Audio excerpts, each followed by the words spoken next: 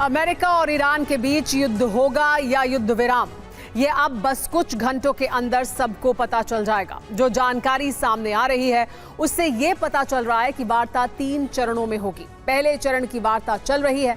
बातचीत शुरू होने से पहले ईरान ने 2 शर्तें रखी थी। ईरान का कहना था कि अगर अमेरिका इन 2 शर्तों को मान लेता है तभी बातचीत की शुरुआत होगी।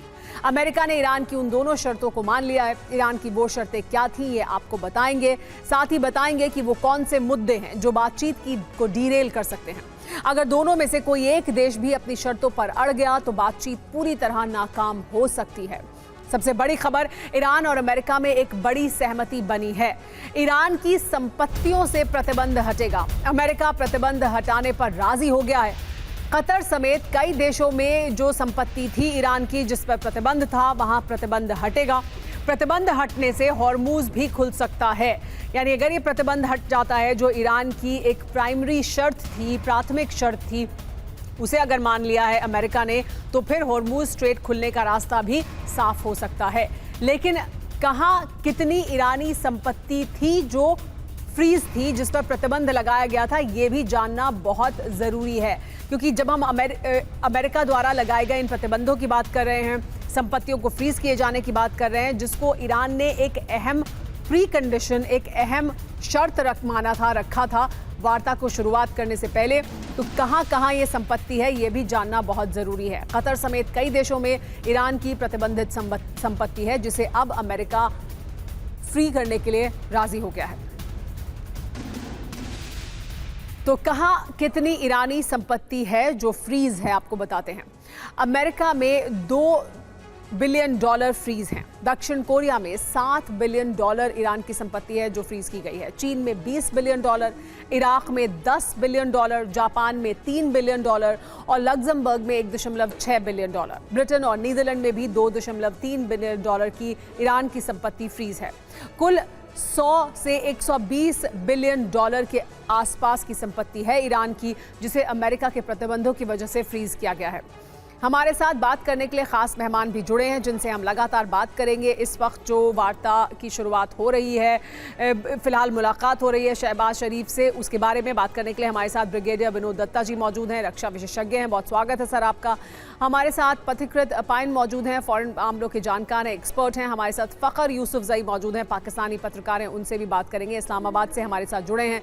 और TV9 भारतवर्ष संवाददाता मनीष झा भी हमारे साथ मौजूद हैं, जो तल अवीव से हमारे साथ जुड़ रहे हैं। लेकिन इस वक्त की बड़ी खबर सबसे पहले आपको बता देते हैं। थोड़ी देर में जेडी वैंस से मुलाकात होगी शहबाज शरीफ की, ये जानकारी मिल रही है। इस मुलाकात में अमेरिकी डेलीगेशन भी मौजूद रहेगा। पहले ईरानी डेलीगेशन से मिल चुके हैं पाकिस्तान के प्रधानमंत्री शहबाज शरीफ। 1 घंटे तक पाकिस्तानी PMO में ये बैठक चली है ईरानी डेलीगेशन के साथ शहबाज शरीफ की, जिसके बाद अब अमेरिकी डेलीगेशन से भी उनकी मुलाकात होगी। आपको ये याद रखना चाहिए कि कल जब ईरानी डेलीगेशन रात में पहुंचा था पाकिस्तान, तो उनका स्वागत फील्ड मार्शल आसिम मुनीर ने किया था। इसहाक डार उनके साथ थे। प्रधानमंत्री से कल उनकी मुलाकात नहीं हुई थी। प्रधानमंत्री शहबाज शरीफ से आज औपचारिक मुलाकात हो रही है। पहले ईरानी डेलीगेशन की मुलाकात हुई है और अब कुछ देर में अमेरिका के उपराष्ट्रपति जेडी वैंस और उनके साथ अमेरिकी डेलीगेशन भी शहबाज शरीफ से मुलाकात करेगा।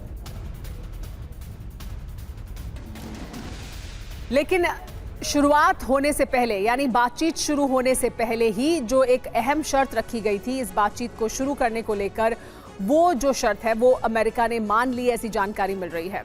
हमारे साथ इसी को लेकर तमाम जो मेहमान हैं वो मौजूद हैं, उसी पर बात करते हैं। हमारे साथ पथिकृत पाइन मौजूद है, विदेश मामलों के जानकार हैं, एक्सपर्ट हैं। पथिकृत, ये जो संपत्ति थी इसको अनफ्रीज कराना, ये ईरान के लिए एक बड़ी उपलब्धि है, क्योंकि ईरान पर जो समय समय पर प्रतिबंध लगाए गए अमेरिका द्वारा, उसके तहत ये तमाम संपत्तियां जो फ्रीज की गई हैं। क्या ये दर्शाता है कि ईरान अपनी जो शर्तें हैं उसे मनवाने में कामयाब हो सकता है फिर आगे, यानी उसका जो अपर हैंड है वो इस बातचीत में है? क्या ये दर्शाता है? देखिए, ये $120 बिलियन जो फ्रीज होके रखा गया था, अगर ये अमेरिका अलाउ करता है, अनफ्रीज कर देता है, तो जाहिर है ये ईरान के लिए एक बहुत अच्छी खबर है। लेकिन जो लॉन्ग टर्म स्ट्रैटेजी में ईरान का ऑब्जेक्टिव यही होगा कि जितने सारे सैंक्शंस लगे हुए हैं वो सैंक्शंस उठ जाए। अगर अमेरिका सैंक्शंस नहीं उठाता है और सिर्फ ये अनफ्रीज करता है, तो ये एक पार्शियल विक्ट्री होगी ईरान के लिए on this issue.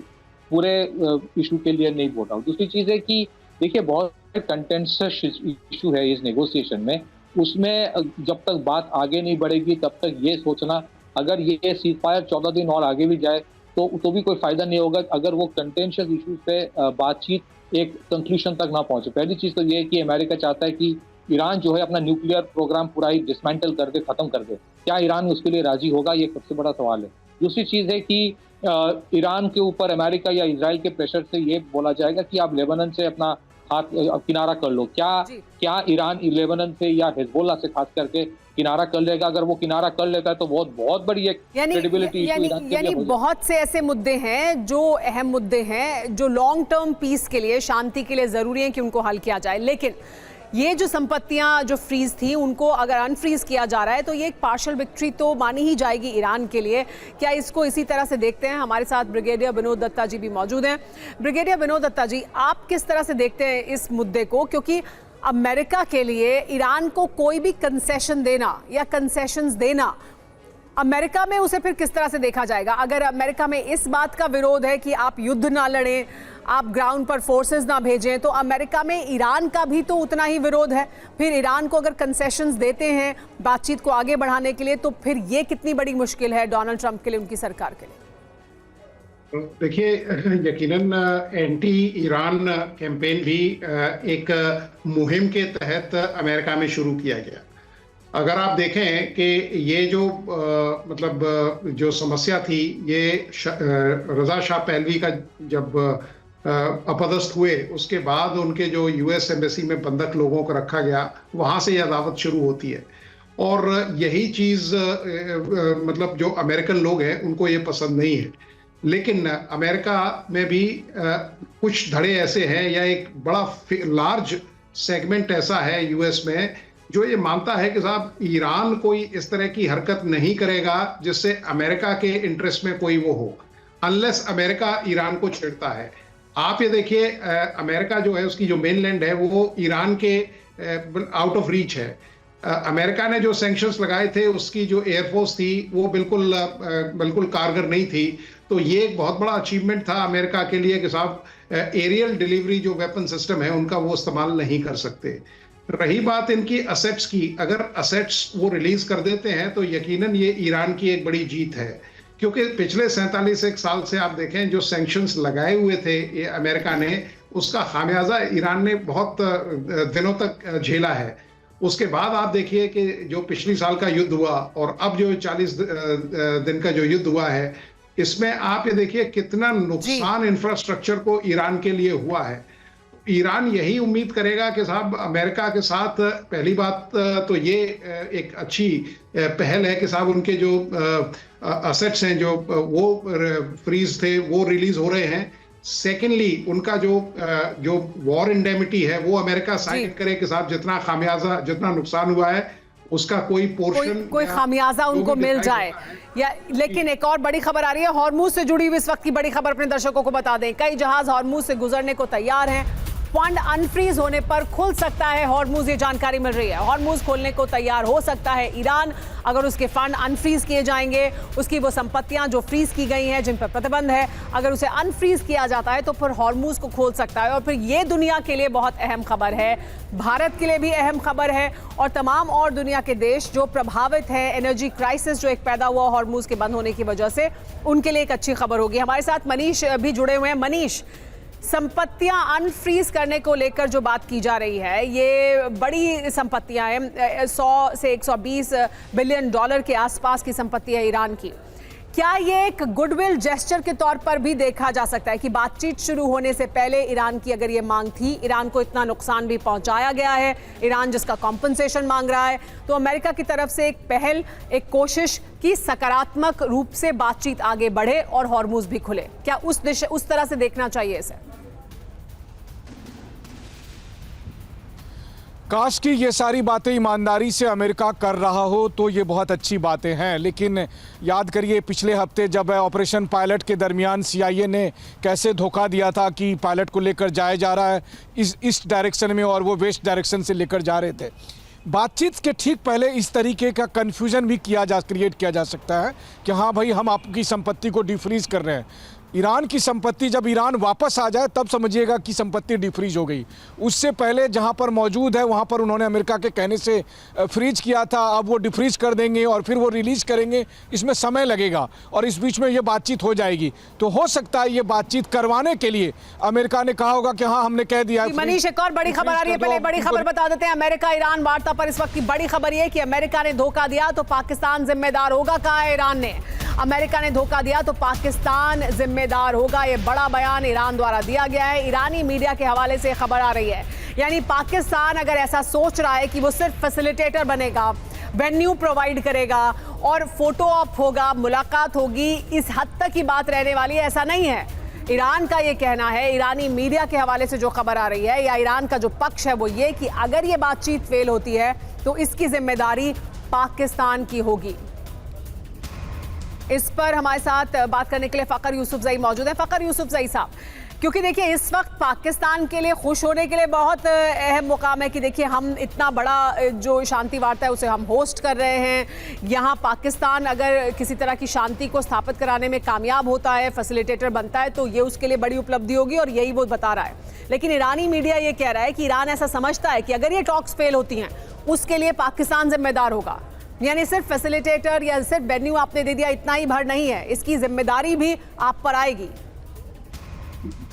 Thank you very much and good afternoon. So मेरा देखें, एक तो मेरे ख्याल में इस किस्म की कोई खबर नहीं है। अभी मेरे सामने गार्डियन का अभी 50 मिनट पहले का आर्टिकल है, बल्कि स्टोरी है, जो लेटेस्ट अपडेट्स आ रही हैं या बाकी जो मीडिया है, इस तरह की कोई खबर उन्होंने नहीं दी। और ईरान का मीडिया आपको पता है, ऐसा नहीं है कि वो कोई इस किस्म की खबरें देगा। बातचीत हो रही है, बिल्कुल पाकिस्तान उसको मीडिएट कर रहा है, फैसिलिटेट कर रहा है, लेकिन इससे पहले ओमान ये काम कर चुका है, टर्की कर चुका है और दुनिया के बड़े सारे कंट्रीज कर चुके हैं। तो क्या उसके बाद अगर उनकी जंगें हुई जो लास्ट 2025 में इजराइल अमेरिका ने अटैक किया था, तो क्या उनका चीज है, एक अच्छी अपॉर्चुनिटी है दोनों कंट्रीज के पास, ना सिर्फ ईरान के पास बल्कि यूएस के पास भी बड़ी अच्छी अपॉर्चुनिटी है, क्योंकि यूएस को भी बड़ा नुकसान उठाना पड़ा है और जो मिडिल ईस्ट में उनकी पोजीशन है वो बहुत ज्यादा एक्सपोज हुई है। मिडिल ईस्ट जो कंट्रीज है, सऊदी अरेबिया, यूएई वगैरह या कतर या जितने भी है, उनका वो ट्रस्ट जो था वो अमेरिका से उठ चुका है। तो मेरे ख्याल उनके लिए भी ये एक बड़ी इंपॉर्टेंट चीज है, उनको फेस सेविंग चाहिए थी। अमेरिका को भी ईरान का नुकसान हुआ है, मैं कभी नहीं कहूंगा कि ईरान का नुकसान, ईरान का सबसे ज्यादा नुकसान ईरान का हुआ, उसके बाद मिडिल ईस्ट सबसे ज्यादा मुतासिरा मतलब इलाका है या फ़खर साहब, क्योंकि देखिए ईरान का बार बार ये कहना है कि ट्रस्ट डेफिसिट है, हमें यकीन नहीं है, हमें भरोसा नहीं है अमेरिका पे। वो बात करते हैं और फिर कब फिर जाते हैं, डोनाल्ड ट्रंप क्या कहते हैं और फिर अगले ही मिनट वो अपनी बात से बदल जाते हैं, इसका भरोसा नहीं है। तो ईरान लगातार ये कह रहा है कि हमें भरोसा नहीं है। इजराइल उस कमरे में मौजूद नहीं है बातचीत के लिए, लेकिन वो मौजूद है, उसकी शर्तें होंगी अमेरिका के लिए अहम जिनको आगे रखेगा। तो पाकिस्तान के लिए ये बहुत मुश्किल तो है।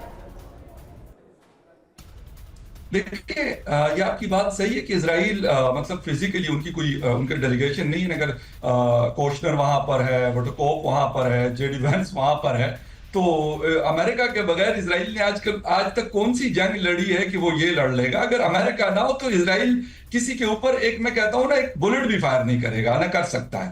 तो इसलिए अगर अमेरिका डायलॉग्स कर रहा है और अमेरिका के बारे में उनका एक कल परसों का स्टेटमेंट आ रहा है टेल अवीव का कि भाई हमें ट्रस्ट है अमेरिका के ऊपर। जहां तक बात है कि पाकिस्तान इस चीज को कर रहा है और पाकिस्तान वो कह रहे कि अमेरिका के ऊपर, ईरान कह रहे कि हमें अमेरिका के ऊपर ट्रस्ट नहीं है, सेम अमेरिका भी ये कहता है कि हमें ईरान के ऊपर ट्रस्ट नहीं है। दोनों तरफ से ये जेडी वैंस का भी स्टेटमेंट आया है और यही बाकर साहब का जो है वो स्टेटमेंट आया है, अब्बास अरागची साहब का भी पाकिस्तान पहुंचने से पहले ये बयानात हुए हैं, ये स्टेटमेंट्स आपने हम सबने पढ़ी हुई है। ये जरूर है, ये इतना आसान नहीं है कि अगर कोई ये कहता है पाकिस्तान ये समझे या दुनिया ये समझे कि ये बहुत कोई मतलब 2+2=4 नहीं है। ये बड़ी कॉम्प्लेक्स सिचुएशन है। और 2015 जब जॉन केरी और जवाद जरीफ मिले थे, उसके बाद पहली दफा आफ्टर 11 ईयर्स इतने बड़े लेवल पे जो लोग हैं वो आपस में उनकी मुलाकात हो रही है अमेरिका और ईरान की। यही इसी की हम बात करें कि ये बहुत मुश्किल हालात हालात हैं, बहुत मुश्किल सिचुएशन है। ऐसे दो डेलीगेशन आमने सामने होंगे जिन्हें एक दूसरे पर यकीन नहीं है। साथ ही ऐसे बहुत से मुद्दे हैं जो बहुत कंटेंशियस हैं, जिन पर राय बनाना या जिन पर सहमति बनाना बहुत मुश्किल होगा। इस बीच एक और बड़ी खबर बता देते हैं। शांति वार्ता से पहले ईरान का एक और बड़ा बयान आया है। अरागची ने कहा है कि वार्ता पर हमें विश्वास नहीं है, जिसकी मैं बात कर रही थी। अमेरिकी धोखे की वजह से हमें विश्वास नहीं है, यानी अमेरिका इससे पहले भी हमें धोखा दे चुका है। बातचीत हो रही थी, बातचीत हुई थी, जिसके बारे में ओमान के जो विदेश मंत्री हैं उन्होंने भी जानकारी दी कि किसी हद तक सहमति भी बन गई थी। उसके बावजूद युद्ध की शुरुआत हो गई। तो अरागची एक बार फिर उसका जिक्र कर रहे हैं कि हमें यकीन नहीं है अमेरिका पर, क्योंकि वो धोखा देता है। ईरानी डेलीगेशन ने लेकिन जनरल मुनीर से कहा है कि अमेरिका शुरू से ही धोखा देता आया है। आज सुबह आसिम मुनीर से मुलाकात की थी ईरानी डेलीगेशन से, उसके बाद प्रधानमंत्री शहबाज शरीफ से भी मुलाकात की है। लेकिन ईरानी डेलीगेशन का यही कहना था कि अमेरिका उन्हें हमेशा धोखा देता आया है, इसलिए उन्हें अमेरिका पर भरोसा नहीं है। तो अमेरिका पर ईरान को भरोसा नहीं है, तो इसकी वजह क्या है, कहा क्या गया है और इसके मायने क्या है, समझिए।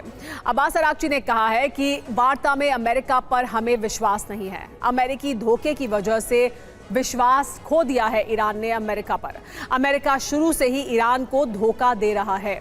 अविश्वास क्यों है ये भी समझिए, क्यों कह रहे हैं अरागची। अब तक ईरान और अमेरिका में 3 बार बातचीत हो चुकी है। बातचीत के तुरंत बाद 28 फरवरी को ईरान पर हमला कर दिया गया, तब जबकि ये कहा गया, ऐसी जानकारी निकलकर सामने आई कि किसी तरह की सहमति बन रही थी, बहुत हद तक सहमति बन गई थी, उसके बावजूद हमला कर दिया गया। 40 दिनों तक अमेरिका और ईरान के बीच भीषण युद्ध चला है। उसके बाद ये स्थिति पैदा हुई है कि सीज फायर का ऐलान किया गया है। इसके मायने क्या हैं वो भी समझिए। अमेरिका पर समझौते के लिए दबाव बनाना, क्या इसका मकसद है, ये कहकर कि भाई आप पर विश्वास ही नहीं है। मध्यस्थ को गारंटर के रूप में आगे करना भी क्या एक अहम स्ट्रैटेजी ईरान की हो सकती है, यानी वो चाहें कि जो मध्यस्थ है वो एक गारंटर की भूमिका भी निभाए। एक और बड़ी खबर आपको बता दें, अमेरिका ईरान वार्ता पर ईरान ने एक और बड़ा बयान दिया। सीधी बैठक नहीं होगी तो वार्ता टूट जाएगी, यानी सीधी बैठक ही होनी चाहिए। आज बात बनेगी या बिगड़ेगी, ये कहना है ईरानी मीडिया का। हफ्तों के लिए इस्लामाबाद नहीं आए हैं, यानी ये बहुत लंबी बातचीत नहीं चल सकती। आज बातचीत बनेगी या नहीं। इसके अलावा ये भी कि आमने सामने की बातचीत होनी चाहिए। मनीष हमारे साथ बने हुए हैं। मनीष, देखिए, आप भी पहले ये कह रहे थे कि क्योंकि जेडी वैंस यहाँ पर हैं, यानी उपराष्ट्रपति अमेरिका के बातचीत को लीड कर रहे हैं अमेरिकी साइड से, तो इससे पहले जब हम बातचीत देख चुके हैं, 2 राउंड की जब बातचीत हुई थी, तब डायरेक्ट टॉक्स नहीं हो रहे थे। लेकिन अब ईरान का भी ये कहना है कि उन्हें डायरेक्ट टॉक्स चाहिए और जेडी वैंस यहाँ पर मौजूद है। आपका ये कहना था कि डायरेक्ट टॉक्स ही होंगे, फिर क्यों ईरानी मीडिया ये कह रहा है कि देखिए हम डायरेक्ट टॉक्स नहीं होंगे तो हम उसे वार्ता नहीं मानते हैं? क्या ऐसी गुंजाइश है कोई कि डायरेक्ट टॉक्स ना हो? देखिए, बिल्कुल नहीं, डायरेक्ट टॉक्स ही होंगे और अमेरिका के उपराष्ट्रपति और ईरानी संसद के स्पीकर दोनों के बीच आमने सामने की मुलाकात होगी। और ये भी अपने आप में एक बहुत बड़ा, आप कह सकते हैं कि चेंज है ईरान की रणनीति में, क्योंकि जब ईरान के सुप्रीम लीडर आयतुल्लाह खमनेई थे तो उस वक्त ये एक स्ट्रेटेजिक पोजीशन था कि कभी डायरेक्ट टॉक्स नहीं करना है। लेकिन अब जब ईरान के संसद के स्पीकर यहाँ पर लीड कर रहे हैं तो वो डायरेक्ट टॉक्स ही करेंगे। दूसरी बात है कि अमेरिका के उपराष्ट्रपति आए हैं तो वो आमने सामने की बैठक किए बगैर जाएंगे नहीं, और ये इसका भरोसा ईरान की तरफ से दिया गया होगा, तभी ईरानी डेलीगेशन आएंगे। और एक और बात है, चूंकि हम और आप लगातार ये बात कह रहे हैं कि ईरान की तरफ से ये बात पाकिस्तान से कहा जा रहा है कि देखिए अमेरिका के कोई किसी धोखे के लिए आप जवाबदेह होंगे क्योंकि आपने हमें बुलाया है। तो अगर पाकिस्तान ये कह रहा है कि हम फैसिलिटेट कर रहे हैं और उनके निमंत्रण पर वो आए हैं, तो ये जिम्मेदारी लेने से पाकिस्तान कतरा क्यों रहा है? आप सोचिए कि अभी मैं तेल अवीव में हूँ और अगर मैं आपको कहूँ कि आप इजराइल आइए और मैं आपको जेरूसलम में अल-अक्सा मस्जिद लेकर चलूँगा और आप मेरे भरोसे आ जाएंगी, और तब मैं अगर आपको लेकर नहीं जाऊँगा तो मैं कसूरवार नहीं कहलाऊँगा। तो पाकिस्तान ये जिम्मेदारी लेने से कतराना नहीं चाहिए। यही बात ईरान की तरफ से कहा जा रहा है और ये बात TV9 ईरान के उन लोगों के हवाले से कह रहा है जो कि इस डेलीगेशन में आए हैं, जो कि इस्लामाबाद में मौजूद हैं और जिन्होंने सार्वजनिक तौर पर यह बात कही है कि पाकिस्तान को यह कहा जा रहा है कि आप अपनी रिस्पॉन्सिबिलिटी ओन करिए, आपने हमें बुलवाया है कि अमेरिका के साथ बातचीत करेंगे, तो अगर अमेरिका ने धोखा दिया तो फिर आप भी इसके लिए जिम्मेदार कहलाएंगे। पथिकृत भी हमारे साथ पर इस बात का भी भारी दबाव है। इस पर राय ले लेते हैं। पथिकृत, इससे पहले भी बातचीत हो चुकी है, जैसा कि फखर यूसुफजई कह रहे हैं कि ओमान ने भी मध्यस्थता की है, बाकी देश भी मध्यस्थता कर चुके हैं, तो क्या पाकिस्तान से ये उम्मीद करना कि वो गारंटर बने, ये इस वक्त क्यों बात की जा रही है? या पाकिस्तान गारंटर बन सकता है क्या? पाकिस्तान, देखिए, पाकिस्तान को क्रिटिसाइज तो करना अलग चीज होता है, लेकिन पाकिस्तान के लिमिटेशंस है यहाँ पे। पाकिस्तान ये मीडिएशन इसलिए कर रहा है क्योंकि अमेरिका ने उसको बोला तुम्हें करना पड़ेगा। तो अमेरिका में जाहिर है, अमेरिका में ईरान के लोग जाके बात नहीं करेंगे। बाकी जितने सारे मिडिल ईस्टर्न देश है उसको ईरान वैसे ही बॉम्ब मार रहा है, इजराइल जाके बात हो नहीं सकता, तो पाकिस्तान ही एक बच्चा जहाँ पे बात होगी। दूसरी चीज है, पाकिस्तान को अमेरिका को खुश रखना है क्योंकि IMF और वर्ल्ड बैंक का लोन का इशू है। ईरान के साथ जंग होता है तो पाकिस्तान के अंदर जो सेक्टेरियन वायलेंस शिया सुन्नी वाला उसके ऊपर इम्पैक्ट होता है।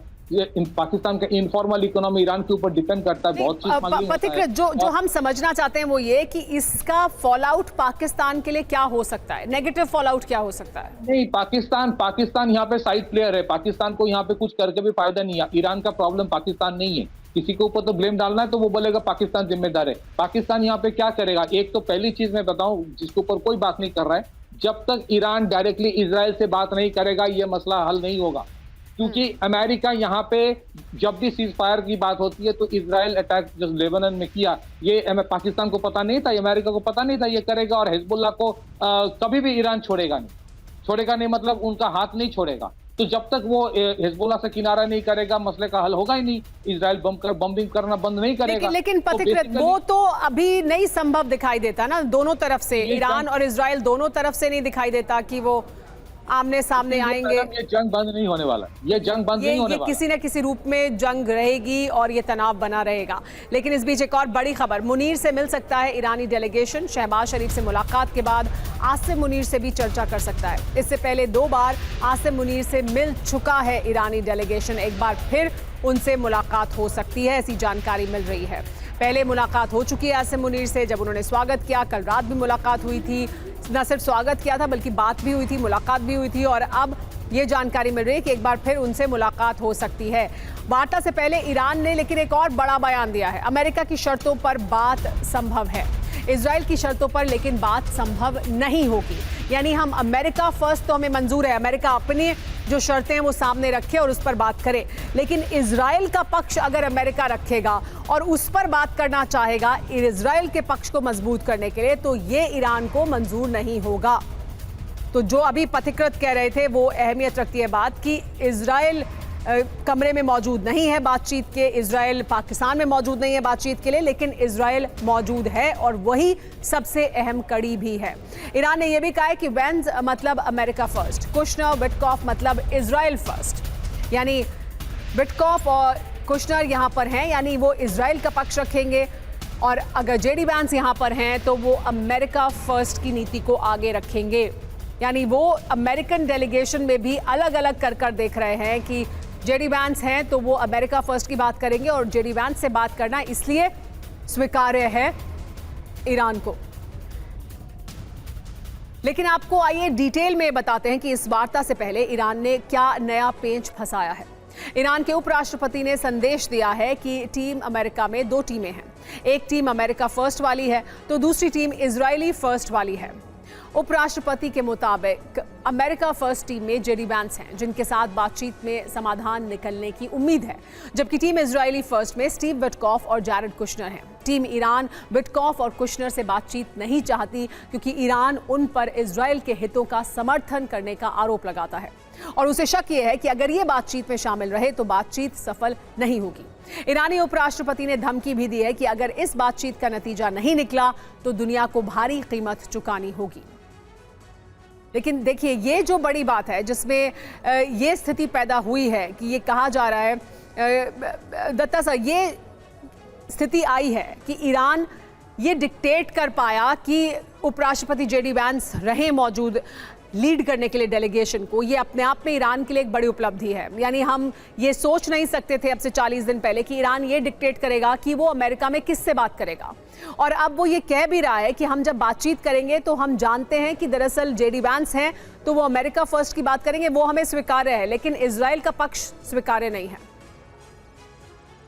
हाँ बिल्कुल, देखिए जो बोन ऑफ कंटेंशन है वो इजराइल की तरफ से आएगा, क्योंकि इजराइल ने अभी तक लेबनान में अपने जो हमले हैं उन पे विराम नहीं किया है। दूसरी चीज देखने वाली ये है कि इजराइल और ईरान की जो अदावत है, क्योंकि इजराइल नहीं चाहता कि साहब ये युद्ध समाप्त हो या सीज फायर डिक्लेयर हो, क्योंकि इजराइल को मालूम है कि अगर ईरान रिटेलिएट करेगा तो उसकी रीच में इजराइल बहुत आसानी से आ जाता है। तीसरी चीज ये है कि नेतन्याहू साहब भी नहीं चाहते कि यहाँ कोई पीस या शांति बने, क्योंकि उन्हें मालूम है कि जिस दिन वो ये शांति इजराइल में बहाल हो जाएगी उस दिन वो अपदस्थ हो जाएंगे और उनके ऊपर जो लीगल बाइंडिंग्स हैं वो अप्लाई होंगी, और क्योंकि कई करप्शन चार्जेस उनके ऊपर लिफ्ट किए गए हैं, अगर वो प्रूव हो जाते हैं तो उनको भी लीगल एक्शंस का सामना करना पड़ेगा। तो यहाँ पर्सनल इंटरेस्ट भी है, ट्रम्प साहब के भी अपने पर्सनल इंटरेस्ट हैं, एप्स्टीन फाइल में उनका नाम काफी जोर से आया है। तो ये सब चीजें देखते हुए, और इजराइल अगर इस सीज फायर का उल्लंघन करता है तो अगेन ये they are all back to square one. रही बात पाकिस्तान की, देखिए गारंटर का सबसे बड़ा रोल जो मध्यस्थता करता है उसका ये रहता है कि वो उसका जो स्टेटस है, कद और जो उसका स्टेटस और स्टेचर है वो इस तरह होना चाहिए कि वो जो भी तीन पार्टियां इन्वॉल्व हैं उनके ऊपर he can impress upon those countries कि नहीं आपको ये फॉलो करना पड़ेगा। तो पाकिस्तान का आलम तो ये है कि साहब करेंगे वो क्या रहनुमाई जो खुद कारवां लुटा के आ रहे हैं। तो पाकिस्तान इस पोजीशन में है ही नहीं कि साहब वो किसी चीज की गारंटी ले ले। हाँ, पाकिस्तान अगर ये वार्ताएं विफल होती हैं तो पाकिस्तान को इसका खामियाजा ईरान द्वारा जरूर झेलना पड़ सकता है। लेकिन और पाकिस्तान ने देखा है कि जब ईरान आज की ईरानी डेलीगेशन की पहली तस्वीर है जो आप TV9 भारतवर्ष पर देख रहे हैं। हमारे साथ फ़खर यूसुफजई मौजूद हैं, उनसे बात करते हैं। फ़खर यूसुफजई साहब, जो ईरानी डेलीगेशन की तस्वीर सामने आई है वो हम अपने दर्शकों को दिखा रहे हैं, लेकिन इस वक्त क्या हो रहा है पाकिस्तान में और अभी आगे और क्या कुछ होने वाला है, क्या चर्चा पाकिस्तान में हो रही है इस वक्त? देखिए, पाकिस्तान में तो इस वक्त एक ही चीज चल रही है और वो है यूएस ईरान डायलॉग्स। और मैं कहूं कि अगर आप पाकिस्तानी मीडिया देख लें, बिल्कुल आपने दुरुस्त कहा कि उस तरह का एक्सेस नहीं दिया गया है मीडिया को कि आप कहीं पे अगर इंडिया में इवेंट है या पाकिस्तान में इवेंट है तो आप, मैं और जैसे हम लोग जा रहे होते हैं मुख्तलिफ जगहों से हम कवर कर रहे होते हैं, उस तरह की चीज बिल्कुल नहीं है, दुरुस्त कह रही हैं आप। लेकिन और उसकी वजूहत भी है कि क्योंकि ये बड़ी कॉम्प्लेक्स सिचुएशन है, इसमें हो सकता है कि मीडिया कोई ऐसी खबर दे दे जो वो हो ना, तो फिर उससे मसाइल क्रिएट हो रहे हैं। तो शायद इसीलिए हुकूमत ने इसको बड़ा स्ट्रिक्ट किया हो। बल्कि इवन जिस जगह पे ये डेलीगेशन ने स्टे किया हुआ है, यानी जो रेड जोन है, डिप्लोमेटिक एनक्लेव है, तो वो पूरा का पूरा मतलब इस वक्त फुल लॉकडाउन है, वहां पर कोई जा आ नहीं सकता। सिर्फ वो लोग हैं जो उस डेलीगेशन में हैं या फिर डिप्लोमेट्स हैं उस एरिया के, या पाकिस्तान के जो ऑफिशियल्स हैं वो भी सिलेक्टेड लोग मतलब उनको अलाउ किया जा रहा है। तो वो तो ये चीज हो रही है। इसके साथ साथ जहां तक बात है डायलॉग्स की, तो कोशिश ये हो रही है कि जिस तरह के दो पैनलिस्ट ने बातें की कि जी पाकिस्तान के लिए मुसीबत बन सकती है। देखिए, मैं कहता हूं कि इस वक्त ये ना होना, अगर ये मतलब फॉर एग्जांपल ये चीज खराब होती है, नहीं आगे बढ़ती, तो पूरी दुनिया के लिए इसके मतलब जो प्रॉब्लम्स है वो क्रिएट हो रही है। ये नहीं कि सिर्फ पाकिस्तान इफेक्ट हो रहा है, पाकिस्तान में भी बहुत ज्यादा लोगों को परेशानी उठानी पड़ रही है, पूरी दुनिया में लोगों को परेशानी। बिल्कुल सही कह रहे हैं फ़खर, आप बिल्कुल सही कह रहे हैं। इसे जीरो सम गेम की तरह नहीं देखना चाहिए हमें। अगर ये सफल होती है वार्ता, ये तो पूरी दुनिया के लिए अच्छी बात है, भारत के लिए अच्छी बात है, क्योंकि जो इस तरह का एनर्जी क्राइसिस दुनिया में पैदा हुआ है वो एक दुनिया के लिए बहुत चिंता की बात है। और अस्थिरता जिस तरह की पैदा हुई है खास तौर पर GCC कंट्रीज में, वो भी अपने आप में एक बड़ा सवाल है। लेकिन इजराइल फर्स्ट स्वीकार्य नहीं होगा। और पथिकृत, आप यही बात कर रहे थे कि इजराइल और ईरान में जब तक बात नहीं होगी तब तक शांति या लॉन्ग टर्म पीस जिसकी हम बात करते हैं वो नहीं आएगा इस इलाके में। वो अभी फिलहाल तो नहीं हो रही है सिचुएशन, लेकिन जब ईरान ये कह रहा है कि हमें अमेरिका फर्स्ट स्वीकार्य है, यानी JD वैंस से तो हमें उम्मीद है, उनसे हम बात कर रहे हैं, लेकिन विटकॉफ और जैरेड कुशनर से हमें नहीं उम्मीद है क्योंकि वो इजराइल का पक्ष रखेंगे। तो दरअसल क्या हासिल करना चाहता है ईरान इसके जरिए? नहीं, देखिए, अमेरिका फर्स्ट और इजराइल फर्स्ट में कुछ हद तक अंतर हो सकता है, लेकिन एक जगह जाके दोनों कन्वर्ज करता है। मतलब अमेरिका वही चाहता है जो इजराइल भी चाहता है कि ईरान के पास न्यूक्लियर हथियार ना हो। अमेरिका चाहता है कि, और ईरान भी ये चाहेगा कि हिजबुल्लाह को ईरान सपोर्ट ना करे, और अमेरिका भी ये चाहेगा कि स्ट्रेट ऑफ हॉर्मुज पूरा खोल दिया जाए और ईरान जो है तेल डॉलर में ही बेचे, कोई और करेंसी में ना बेचे।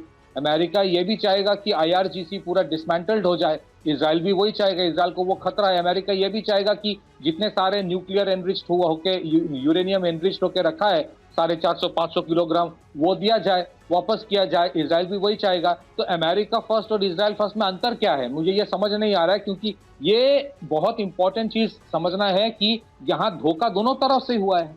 अमेरिका ने अगर धोखा दिया है और बॉम्बिंग किया है जब बात चल रही थी, तो इतने सारे जो प्रॉक्सी है जो हर बार इजराइल को अटैक किया, जो अक्टूबर 2023 में जो अटैक किया, जो हमास इन्वॉल्व था, उसमें भी ईरान का प्रॉक्सी तो है ही वो। तो दोनों तरफ से एक ट्रस्ट डेफिसिट है, और मुझे नहीं लगता कि क्योंकि कहीं ना कहीं बात टूटने वाला है, इसीलिए ये बोला जा रहा है कि नहीं इजराइल फर्स्ट बोलोगे तो हम बात नहीं करेंगे। तो इजराइल फर्स्ट और अमेरिका फर्स्ट में कौन से अंतर है? हाँ, ये आप कह सकते कि अमेरिका केयर नहीं करता कि रेजिम चेंज होना हो, उनको जब तक उनको अगर स्ट्रेट ऑफ हॉर्मुज में मिल जाता है तो कंट्रोल, पथिकृत क्या कोई रास्ता निकल सकता है इस बातचीत से? मैं वही बोल रहा हूँ कि रास्ता निकलना बहुत मुश्किल है। हो सकता है ये सीज फायर 14 दिन और के लिए आगे आ जाए, बढ़ जाए, अच्छी बात है। अगर रास्ता निकले बहुत अच्छी बात है, लेकिन सारे पक्ष जो है एक दूसरे से अड़े हैं, दैट इज वन। दूसरी चीज है, कोई भी नेगोशिएशन जंग तो इजराइल से चल रहा है ना, इजराइल से जंग चल रहा है। जितने सारे अटैक हुआ, पहला वेव ऑफ अटैक जो सुनने में आता है, पहला वेव ऑफ अटैक जहां पे उनके सुप्रीम कमांड लीडर मारा गया, वो तो इजराइल ने किया था, और अमेरिका को पता भी नहीं था, शायद पता नहीं था। तो क्या इसमें इजराइल इन्वॉल्व नहीं है? बिना इजराइल के बात करोगे तो कैसे आगे बात करेगा? ये इट्स ऑलमोस्ट लाइक कि रशिया और यूक्रेन का युद्ध चल रहा है। लेकिन पथिकृत, फिर वो तनाव तो ऐसा नहीं है कि कोई नया है। इजराइल और ईरान के बीच के संबंध कैसे हैं और उनके बीच का जो तनाव है, वो कोई नई बात तो है नहीं, वो तो हमेशा से चला आ रहा है। और ईरान को लेकर जो GCC कंट्रीज हैं, उनका भी रुख यही है कि वो ना न्यूक्लियर वेपन रखे, वो ना मजबूत हो, और इजराइल का भी यही रुख है। तो वो तो नहीं बदल रहा है, वो तो नहीं बदलेगा, लेकिन फिलहाल के लिए शांति स्थापित हो और ये युद्ध की जो स्थिति है वो खत्म हो, क्या वो हासिल किया जा सकता है? एक और बड़ी खबर बता देते हैं। अमेरिका ईरान वार्ता के बीच तेहरान से एक और बड़ी खबर आ रही है। ईरान की सेना को तैयार रहने के लिए कहा गया है। अमेरिका पर अविश्वास के बीच सेना को तैयार रहने के लिए कहा गया है। ईरानी फौज ने कहा है कि हमारी उंगलियां ट्रिगर पर हैं।